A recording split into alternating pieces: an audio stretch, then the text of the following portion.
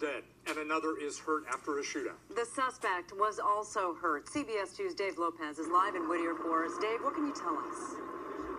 Well, we can tell you that this is a very, very strange case. What started out as what seemed to be just a traffic accident turned out to a shooting and the killing of a Whittier police officer. Just a few seconds ago, that was confirmed. No name, age, or anything was given, only that two officers approached a man who had been in a car accident here on Mar Vista, not far from Friendly Hills, and then he opened fire on them with a handgun, killing one of the officers who died at UCI Medical Center. Let's go to the chopper above to see the scene now. The back of the squad car, it's an SUV from the Whittier Police Department, the front window, is blown out, and you might see a rifle on one of those cars. That rifle belongs to one of the police officers. Again, the Sheriff's Department just confirmed that it was a handgun used by the suspect, who they describe as, quote, a known gang member.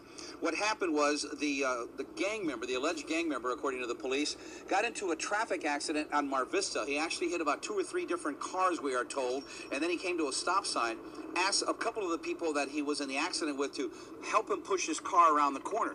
About that time, the 2 Whittier police officers arrived as they got the call about a traffic accident. They went around the corner to see if they can find out some information from this suspect, and that's when the shootout occurred.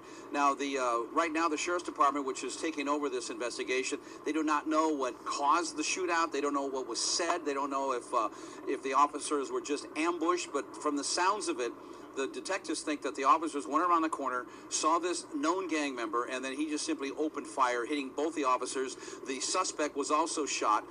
One officer and the suspect are in guarded condition, but the one Whittier police officer, again, died at UCI.